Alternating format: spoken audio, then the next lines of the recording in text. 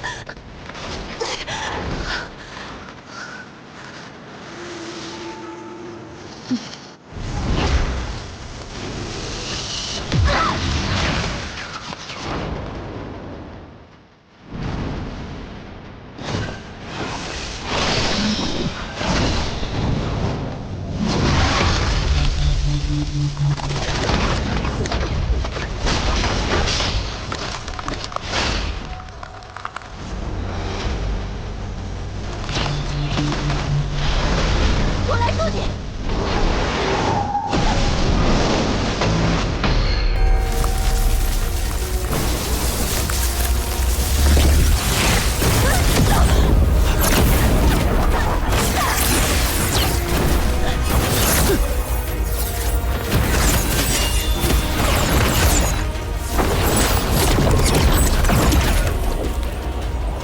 这是什么法器？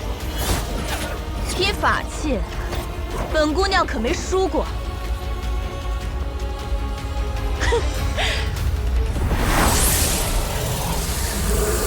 去死！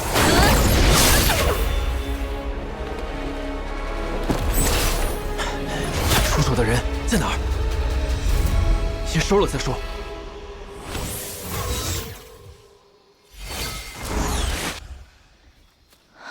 风月是天血堡的狂人风月。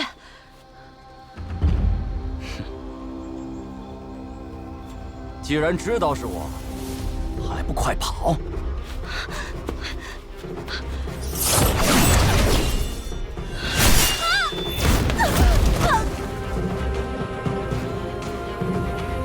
小子，给了你机会，为何不跑？背对着敌人只有一死，我要是跑，不就和他一样了吧？难得碰到一个好玩的，那我就好好陪你玩玩。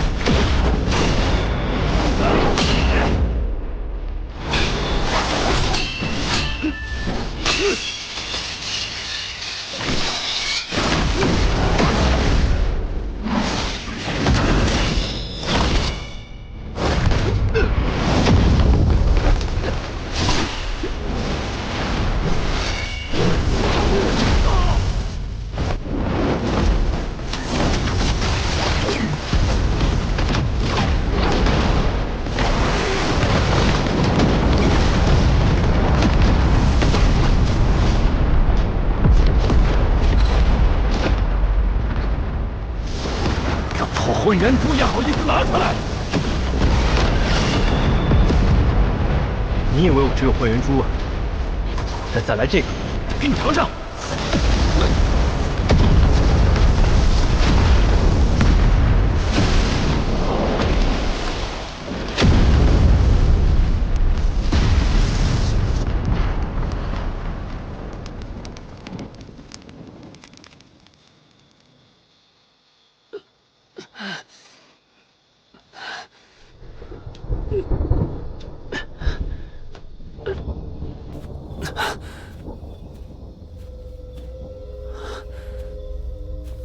烧得连灰都不剩，可惜了方才那把黄伞。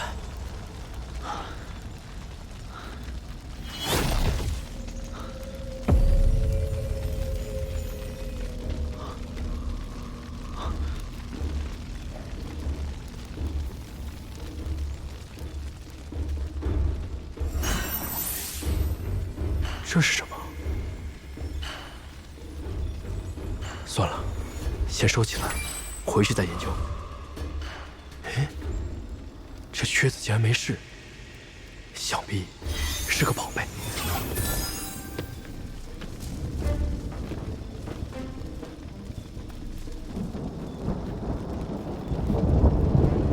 此地不宜久留。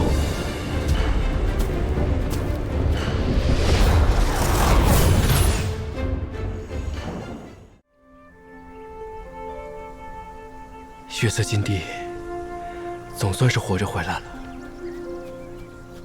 韩师弟，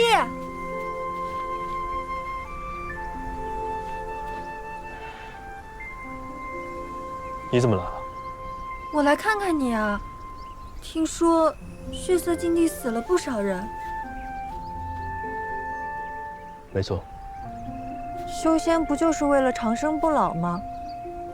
弟子们为了筑基丹送了性命，有什么意义呢？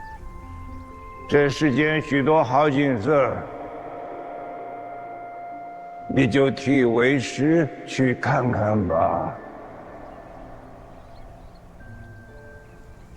这就是修仙之路啊，在这条路上会看到很多不同的风景。这么想，倒也是。不过，你能完好无损的回来，真好。运气好。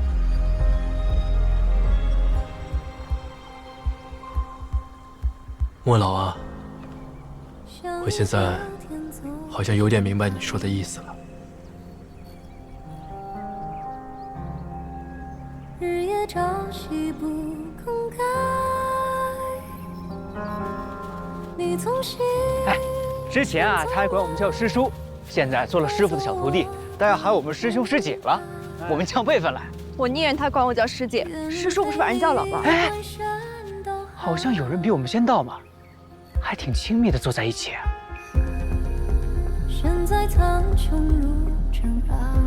哼！哎喂，你别告诉我你吃素了。对，我吃素了。薰儿跟你可没有半点关系啊。怎么没有关系？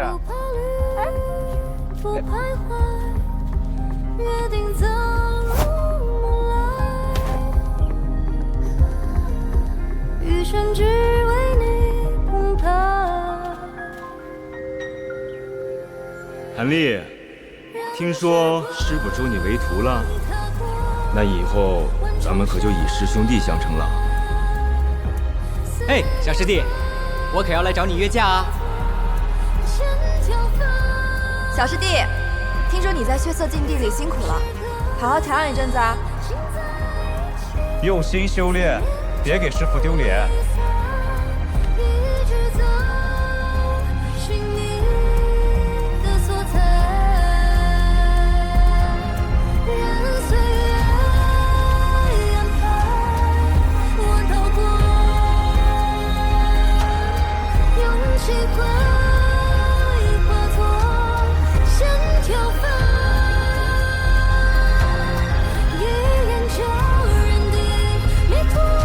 师姐，龙岩有消息了吗？听燕家的人说，还是没有醒过来。不过听说他们在找血色禁地的血灵花，若能找到，还有一线生机。禁地凶险，又有门派的任务，于情于理不能让弟子冒险，绕路去找那血灵花。是啊，原本以如烟的资质，他完全可以带领队伍去试炼。他这一病不起，计划全乱了。师姐，我倒有一个办法。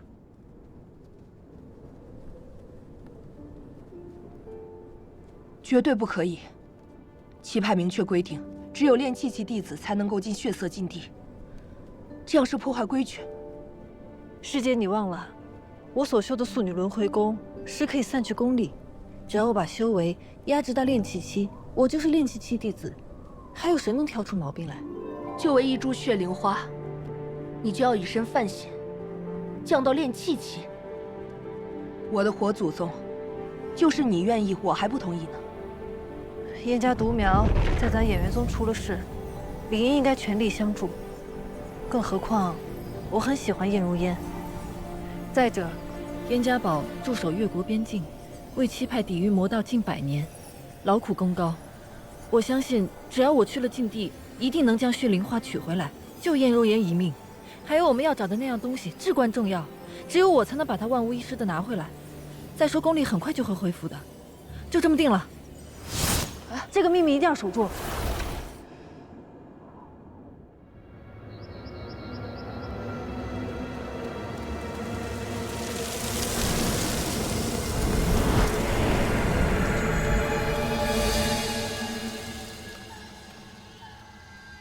少主好，少主的血灵大法越发精进了。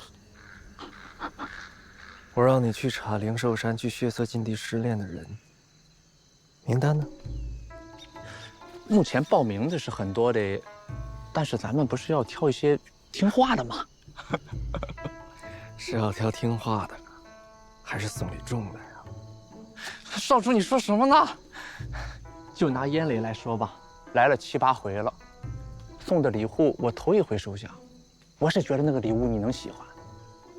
但少主不要担心啊，咱就是收下了，咱依然不让他参与，谁让他是燕家宝的呢？燕家宝。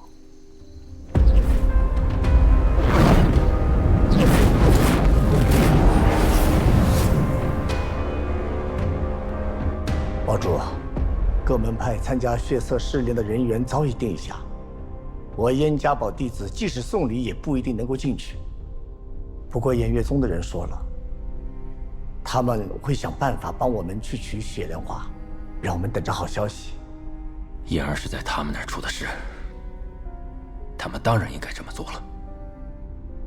话是这么说，只是这世上之事，皆是利益交换。刘长老，劳烦你再跑一趟偃月宗，把这封信交给他们的门主，只要他们能竭尽全力找到血灵花救回燕儿，燕家堡的矿场就送给他们了。堡主，这可使不得！矿场的收入是我们燕家堡的命门，怎可轻易就送给偃月宗呢？我只有这一个女儿，让我拿命去救她都可以，何况区区的灵石生意。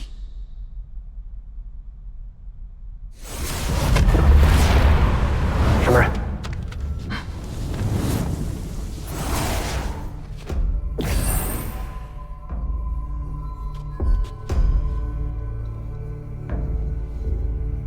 结丹修士。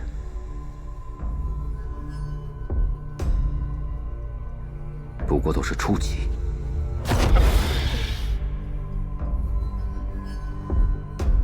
筑基中期竟能指挥结丹修士，不就是想去血色禁地吗？燕堡主何至于此啊？你是什么人？晚辈，鬼灵门少主王禅。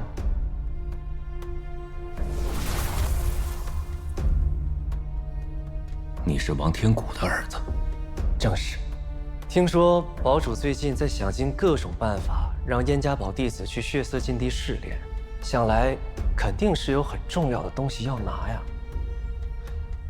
既然此事七派不愿伸出援手，为何不来我六宗商议呢？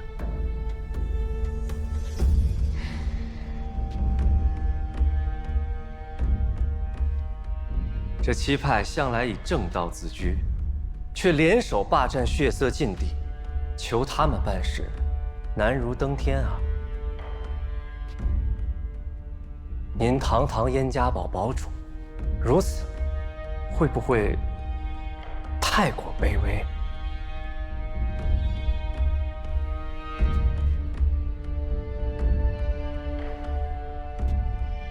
哼，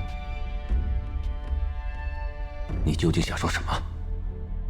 我可以安排人到血色禁地拿到您想要的东西，不论是什么，小侄都可以帮您。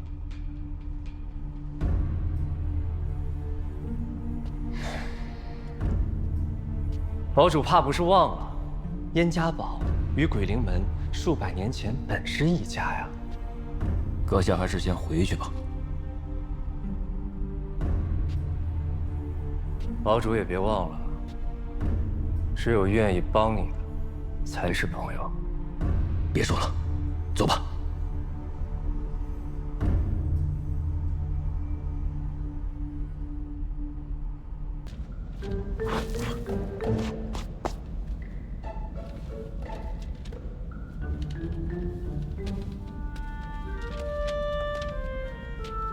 忘尘丹可以令人忘却前尘而不自知，故名忘尘丹。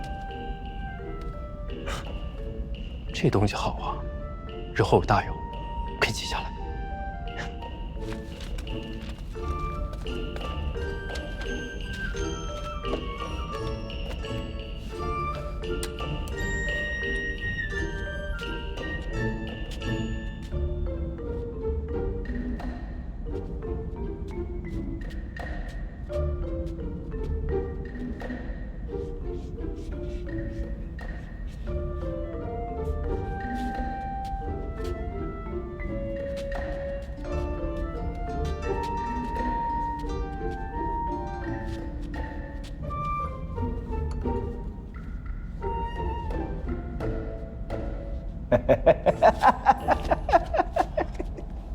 这三宫格是按时收费的，你这样抄，这不是白白浪费灵石吗？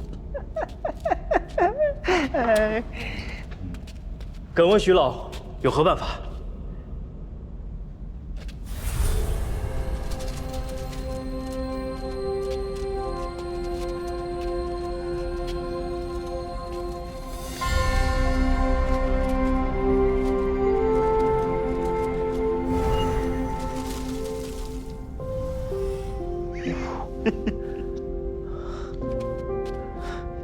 弟子不才，愿学这种法术。哎，教会了徒弟，饿死了师傅。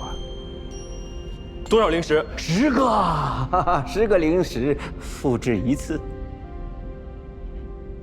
没想到庐山殿行这样的规矩。那就请徐老准备一些好丹方，我复制了一并带走。哎，这个简单。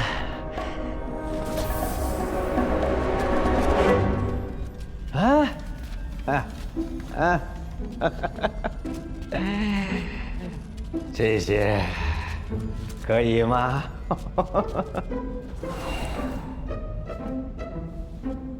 这不合适。这个也不行。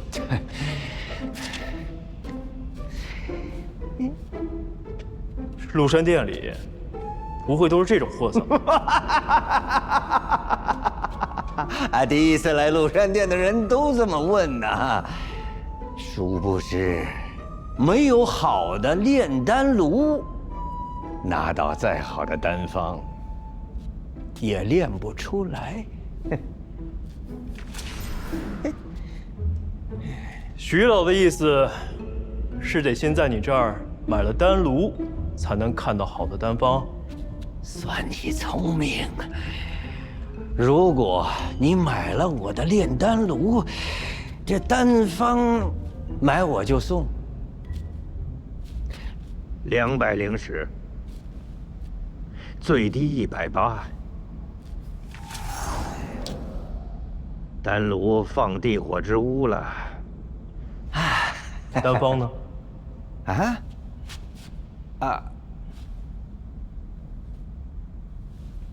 买我丹炉，赠你丹方。君子一言，驷马难追。丹方，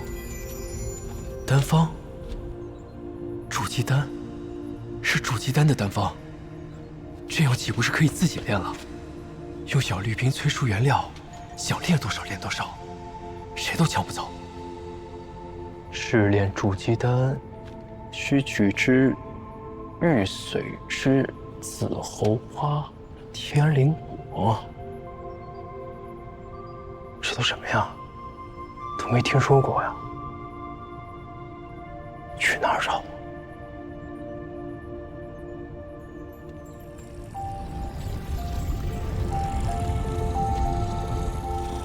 这里就是地火之屋了。还有180灵石一个的丹炉。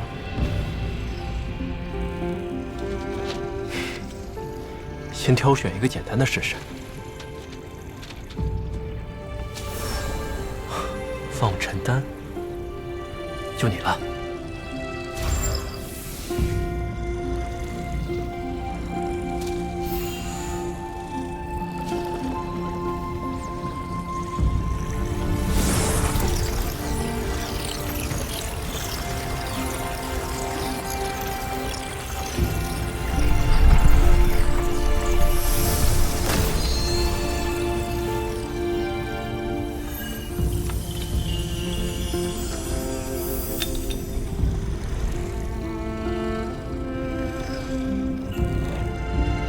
居然一次就成了，不愧是180灵石的丹炉啊！再炼一个黄龙丹试试。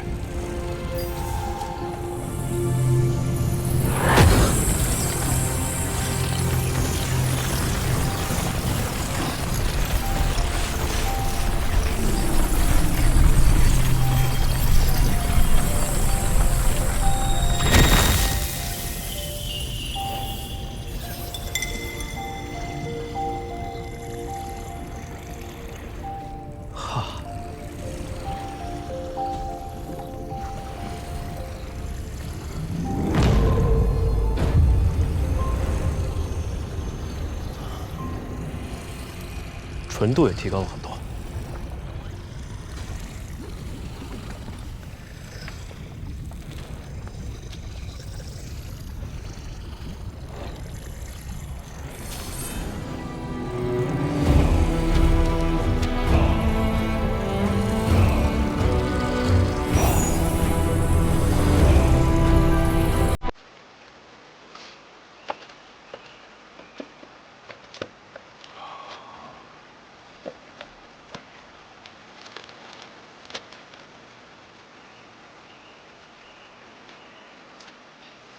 还没挑完呢，快了，快了。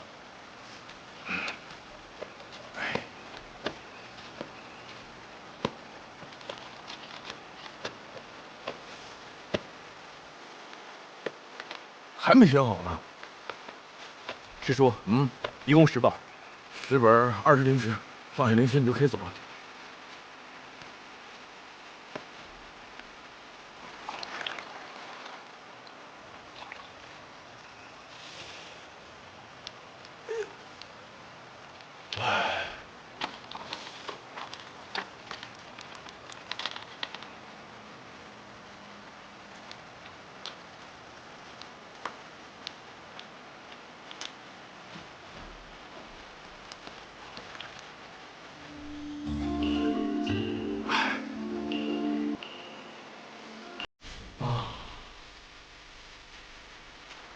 灵石不够可不行啊！18个，你就少拿1本，拿9本走吧。师叔，能不能通融通融？通融不了。这些书都是我精挑细选的，或者等我以后……好，只此一次啊，下不为例。走吧，走吧，走吧。谢师叔。哎，别动，我帮您把脖子上的大包治好，值不值2个灵石？你还会医术？没听你说过呀？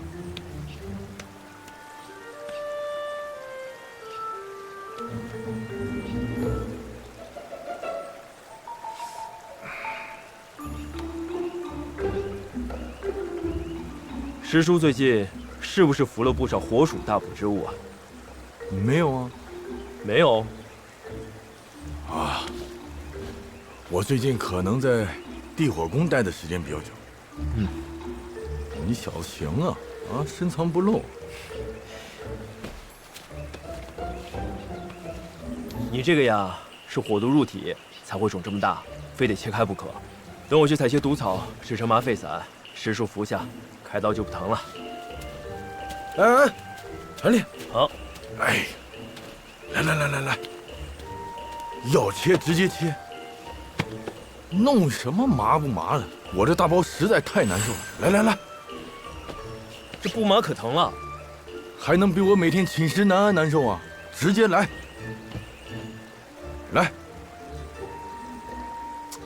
快点啊！哎，也是不靠谱。哎，这小子也靠不住。哎呦，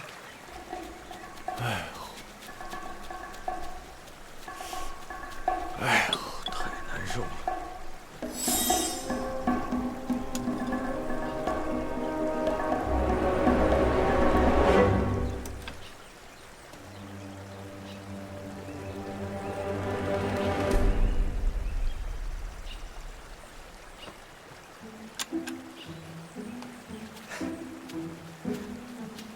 师叔，请吧。行不行啊？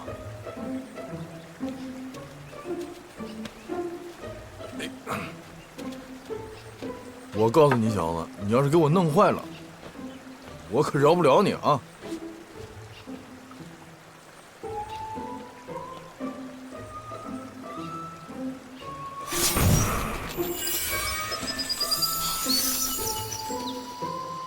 原来是真的。什么真的？古医书上说，患者头壁上忽生鸟雀，外裹以皮膜，或如瘤状，或凸起成块，内作鸟雀之声，遇饥寒时即疼痛难忍。宜先以银刀割破其足，鸟雀则破口而出。哦，原来是火属性灵气盘踞成精了。来，我敷点药啊。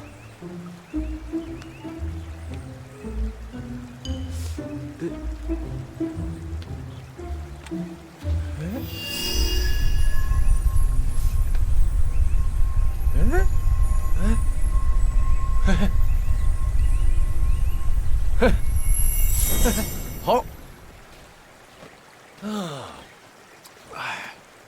怎么样？嘿，还真是好了。哎呦，嘿，没想到你小子还有这手，看来你对这些医药花草还颇有灵性嘛。啊，来，手到病除的奖励，收着。师叔，不用，给你就拿着。啊，刚说了，帮您把脖子上的大包治好，值2个灵石。然后呢，我选了10本书，还差2个灵石，所以呢，一码归一码，两清了。你小子啊，这账算的还挺清楚。说到灵石，这谷中花费颇多。你这穷小子，去白衣堂多领些任务，赚取灵石。我现在有资格去领任务吗？就说我让你去的。谢师叔。怎么样，黄风谷的弟子服是不是天衣无缝啊？是，我从小到大第一次见到没有针脚的衣服。来，你来。谷中的事务大概也就这些了。按规定，持升仙令入门者，可提前得筑基丹1枚。这枚就是你的了。快收着吧。我跟你说，给予筑基丹的大有人在，一定要妥善保管。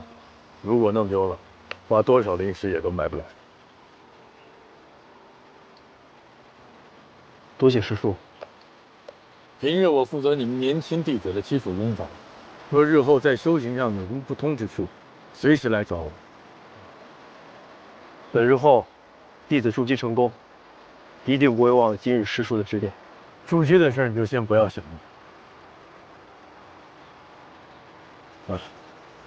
但不管你日后能否筑基成功，这颗筑基丹都务必要保存好。弟子记住，多谢师叔。赶快回住处吧。即便给了我一颗筑基丹，以我这伪灵根，终究也无法筑基。刚才吴师叔说的，就这意思吧。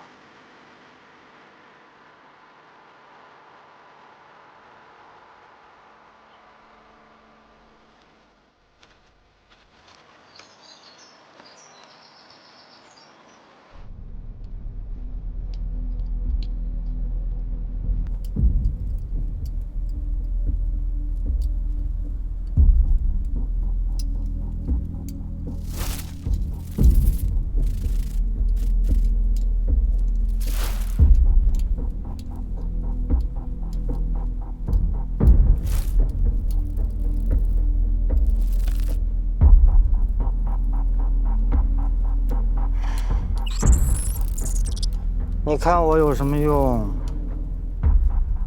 暴殄天物，瞎子点灯，白费了。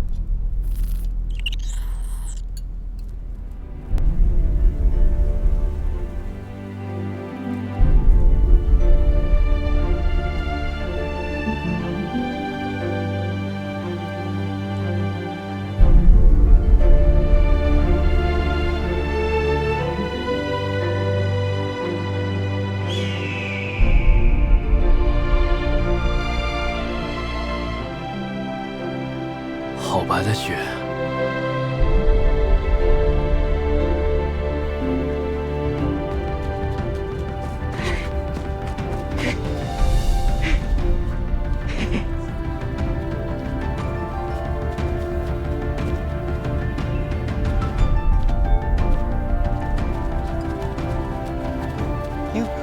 这不是升仙令吗？升仙令！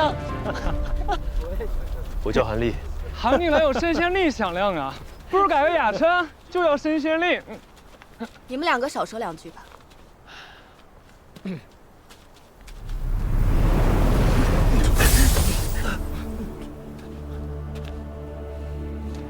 洪福师祖。选一片你们喜欢的叶子吧。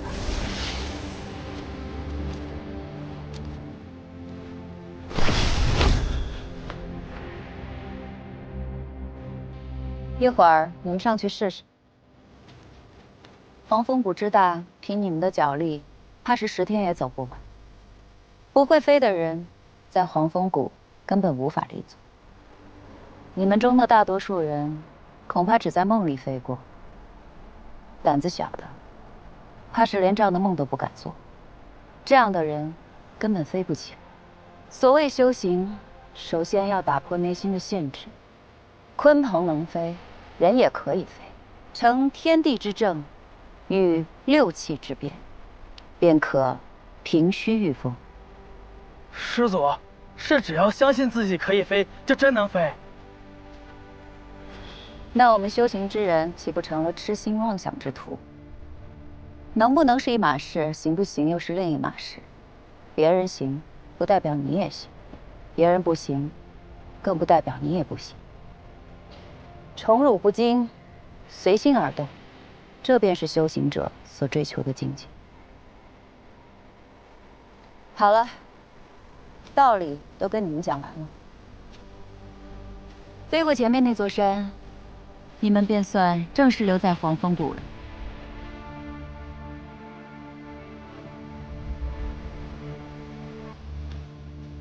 还有什么问题吗？红拂师祖，您刚说飞过山就行，没说非要用这叶子。随你。我在山那边等你们。谁还用这破叶子？走，走，姐，走。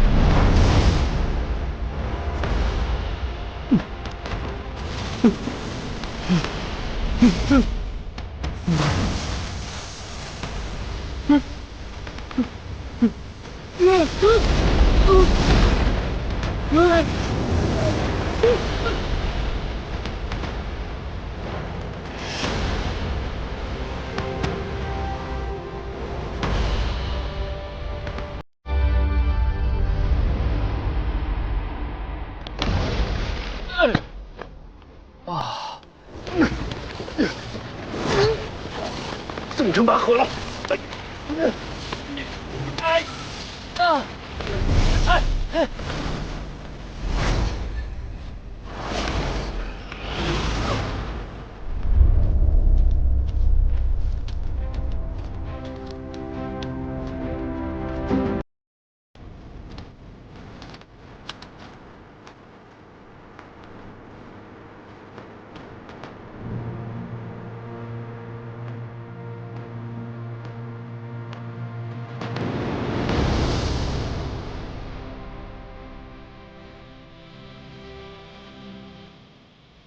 受天地之咒，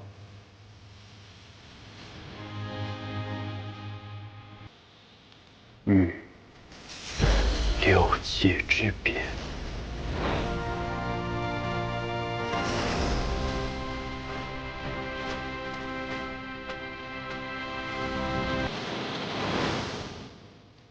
我来了。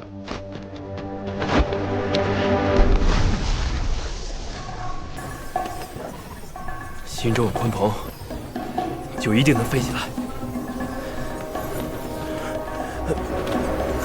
这也太慢了吧！这哪是鲲鹏啊，这分明就是昆虫啊！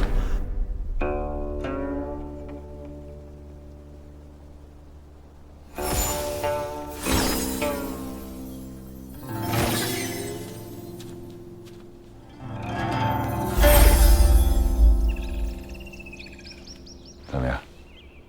你什么时候会这种法术的？哎呀，人间四月芳菲尽，山寺桃花始盛开。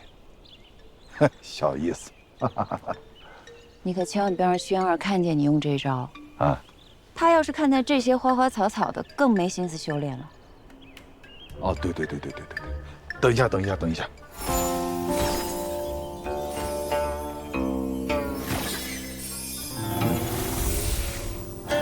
哎，好了，不用了啊，以后这招不用。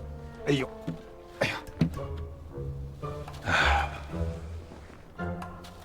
哎，师姐，你说这一届小屁孩的资质怎么这么差呀？是我见过最差的一届了。那也不能这么说。哎，那个圣仙令呢？这么好的机遇，不会无半点过人之处吧？确实可惜了那颗煮鸡蛋了。不过他也不能说全无优点吧？可能是知道自己平庸，所以态度啊、韧性啊，都还是不错的。哎呦，人生一世，草木一秋啊！照他这个资质，我怕是他到老死都用不上那颗筑基丹了。嗯。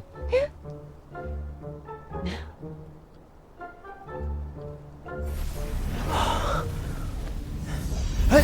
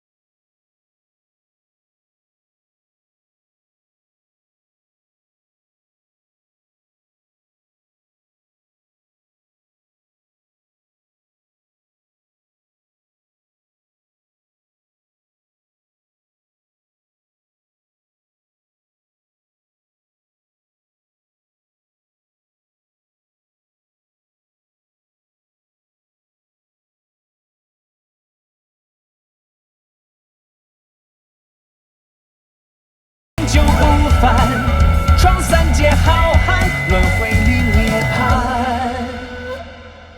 从今日开始，你们便正式成为黄风谷的弟子。作为掌门，对你们只有一个要求，就是潜心修行，不可惹是生非。你们在这儿的目的，就是修行，而修行的第一关隘，就是筑基。等到筑基之后，不用了，多谢，便可以吸收日月天地之精华，不食五谷，不纳污浊。所以，即便你们还在练气气，也理应开始辟谷。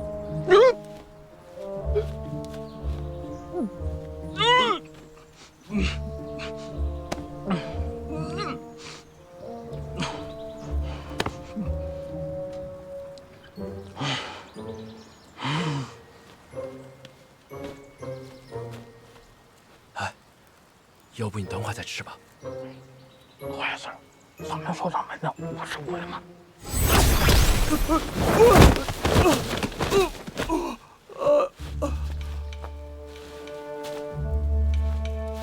你若舍不得山珍海味，老夫还可以酌情饶你。可你连一块饼都舍不下，还怎么修行？谁说修仙就不能吃饭了？我家人都跟我说了，有个结丹区的师祖就特别爱吃，锅碗瓢盆都随身带着呢。吃口饼怎么了？我总比饿死强吧？好的不行。这个结丹期师祖怎么馋呢？就是，别听他瞎说，胡说八道。真有这么馋的结丹期修士吗？升仙令是祖上定下的规矩，不得更改。你精进修炼，凭你的异灵根，说不定谷内会再赐予你一颗筑基丹的。再次。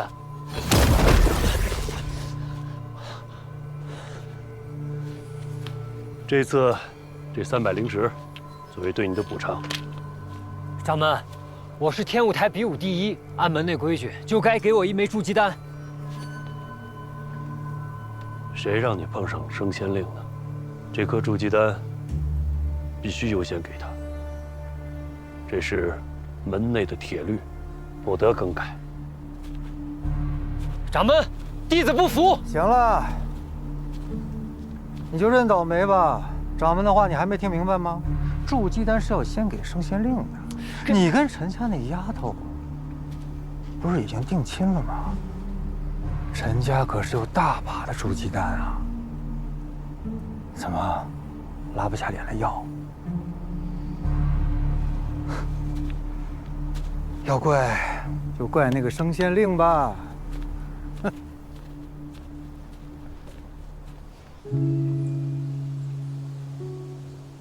看好。这是什么？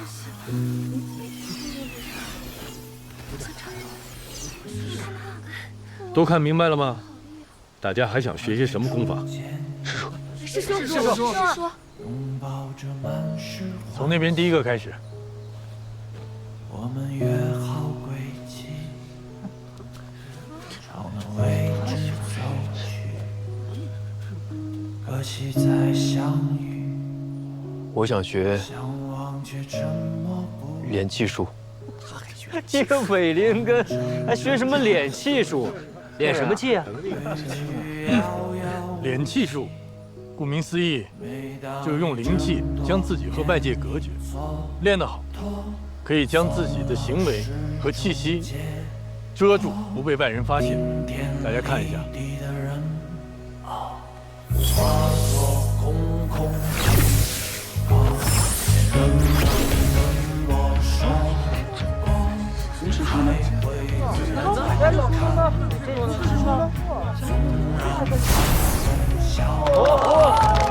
哎，好了，来，你试一下。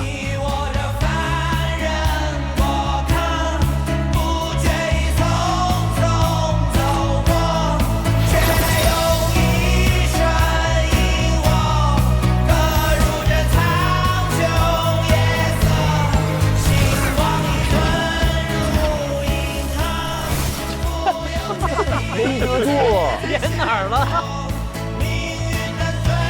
谢谢师叔。今天这堂课，我们学制服。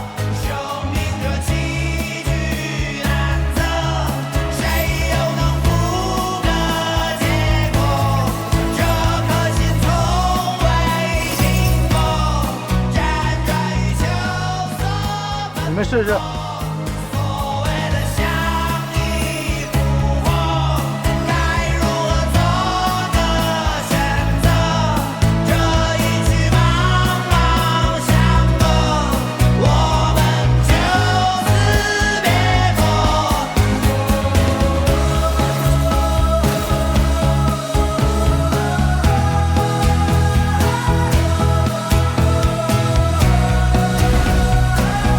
我用了合适的价钱买到了适合的东西，这才是正常的公平交易吧？好，那我就让你看看什么叫公平。陆师兄，这法宝残缺本就可有可无，灵根考核在即，还是不要招惹是非了。行，陈师妹开了这个口，那自然要听。小子，下次就不会那么走运了。哼，走。这些世家子弟果然跋扈。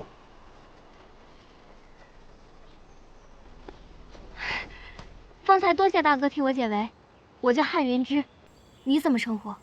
韩立。韩大哥，你也是参加测灵根的考核？马上就要开始了，我们一起去吧。好。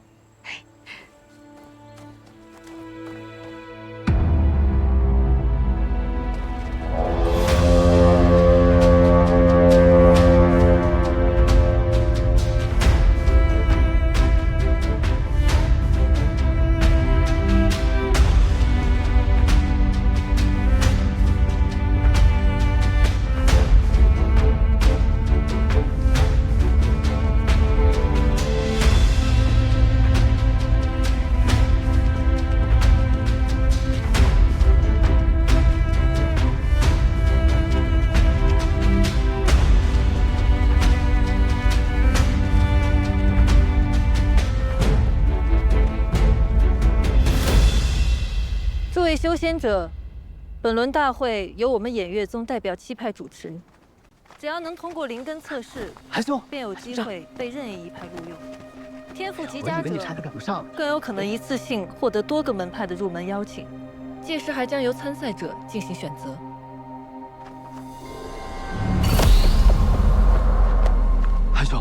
没事吧？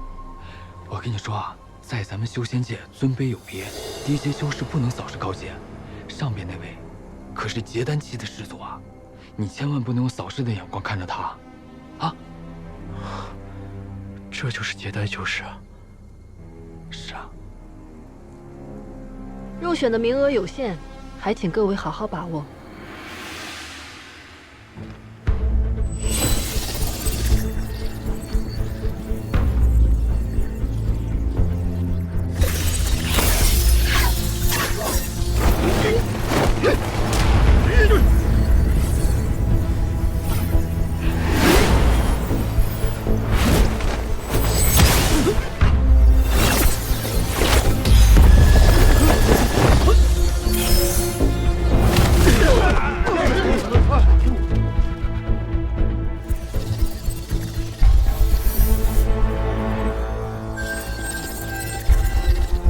烟如烟，木属性，天灵根，通过。真厉害啊！不愧是燕家堡堡主的千金，看来不久后越国就能多一位结丹高手了。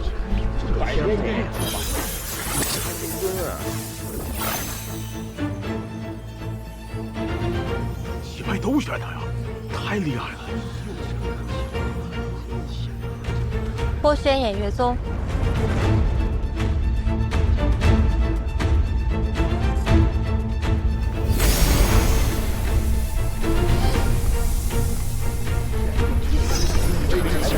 据说偃月宗是现在七派当中最厉害的。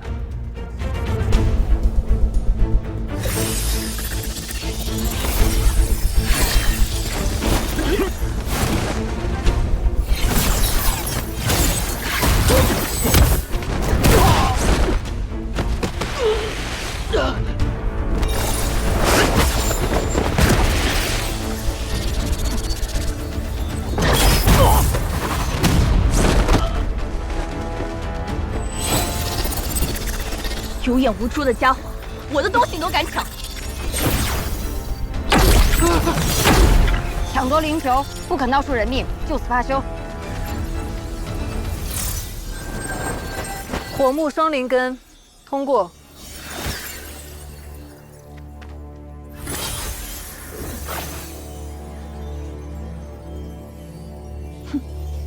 我选偃月宗。一会儿啊，我也选偃月宗。韩兄，你选哪个？能选一块就行了。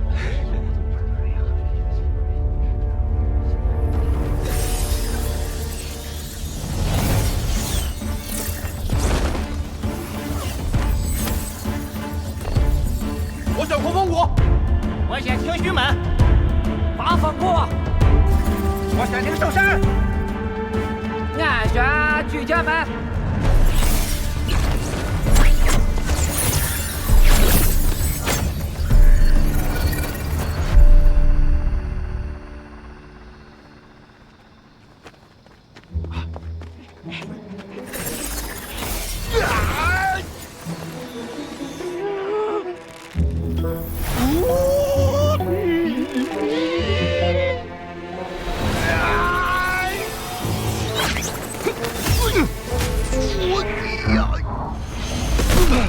哎呀妈，大哥！谁中？没事吧，大哥？哎，大哥。水火土三灵根，通过。搁这。哎，慢点。没事，还活着啊。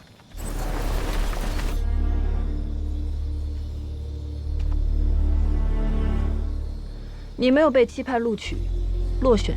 啊？什么落选了？为什么不录取我？我哪一点比不上他们？这就是你们七派所谓的公平吗？你不知道自己做了什么吗？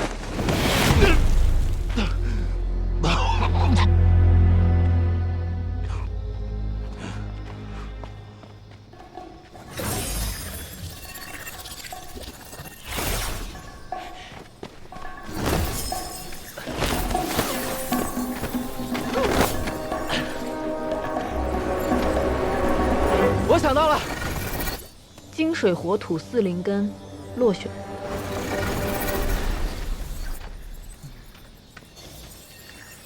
韩兄，靠你了！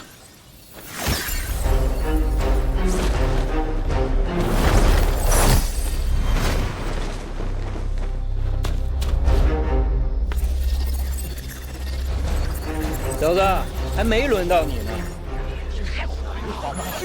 看来你的灵根肯定是不怎么样啊。此人睚眦必报，修仙界怎么会有这样的货色？风系异灵根，通过。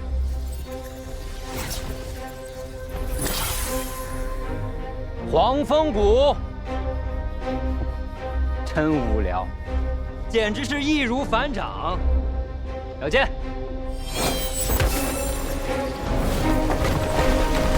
水土双灵根，通过。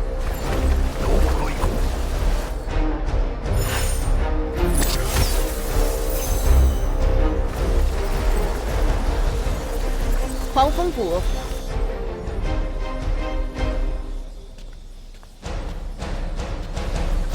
把球给他吧。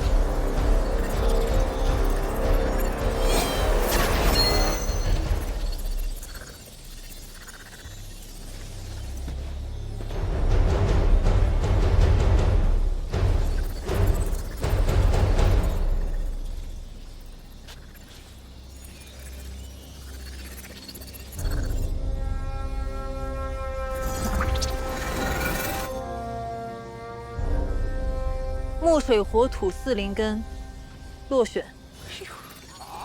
修就不通过，就18了。区区伪灵根还敢来参加分仙大会，真是不怕丢人现眼呐！就是，丢人现眼，哈哈。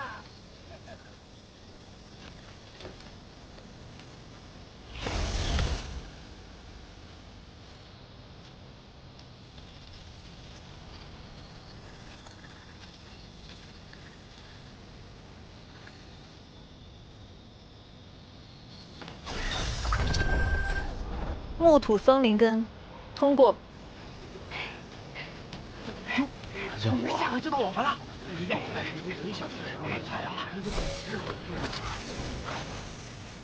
郭羡莲上山。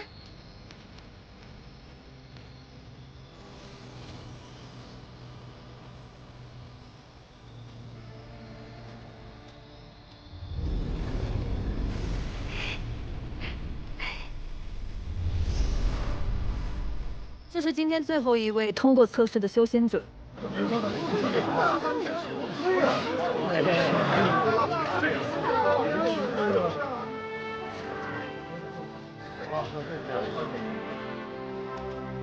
哎呀，没想到咱们两个倒成难兄难弟了。大家也不用气馁，这不是还有天舞台的比武吗？比武，比武就能通过了？ 即使是比武，我等散修和那些从小就泡在灵药罐子里长大的世家子弟比，又有何优势？难道咱们这些散修注定要被这些世家弟子欺压吗？我咽不下这口气呀！怎么说来说去都是这些话？其实也并非全无办法。贫道有一妙计，只不过需要倚仗各位的帮助。什么妙计呀，道长？我们都等不及了，你赶快说吧。快说呀，道长！您就别卖关子了。万兄弟。 若我俩在天雾台上遇见，你胜算几何？道长，你真会开玩笑！你的修为在我之上，我自然是打不过的。那如果这根拂尘借给你呢？这可是个中阶法器。那应该有5成。若将这个宝物也借给你呢？那就再多不，多2成把握。好，修仙界的较量，除了依靠修为之外，也倚仗各种法器、符箓、丹药。若论实力功法，我们肯定比不过那些心高气傲的家伙。但是我们有一项优势，他们肯定比不过我们，那便是团结。如果咱们青文会有100位散修，每个人都愿意贡献一件宝物的话，那我们岂不握有100件宝物？既然有那么多件宝物，别说是炼器顶层，就算是筑基修士，说不定也有一战之力。是。我愿意将我的中阶拂尘法器借与各位共享。青文，此事既然由我提出，自然要做出表率。贫道说过，之所以要成立青文会，是要建立一个修仙界人人平等的组织，要那些世家子弟知道，咱们散修可不输他们任何一个人。是，对，就是他们，他们算什么？我就说吧，跟着道长准没错。我知道，虽然有那么多宝物在手，在座的各位也没有办法人人都能取得胜利，但只要我们拼尽全力，哪怕不能赢，也要让这些世家子弟知道，咱们散修不是好欺负的。不是好欺负的，不是好欺负的。道长，我虽然资质不够，但我想出一份力。好，那想出一份力的，都跟我过来吧。好，出一份力。这是我的，这是我的。原来他们打的是这算盘。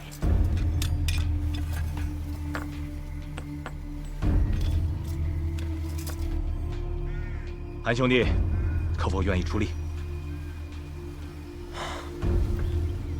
方才听了道长的话，如今对这种棋牌也没多大渴望了。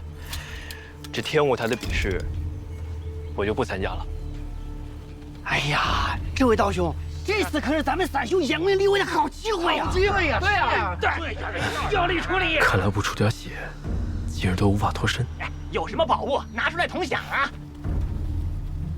这样吧，我偶然得到一粒固本培元的丹药，本想留着自己用。既然这样，就和大家分享了。那就多谢这位道友了。这是，一看就是好道。好疼啊！来，我去方便方便。来，你们聊，你们聊。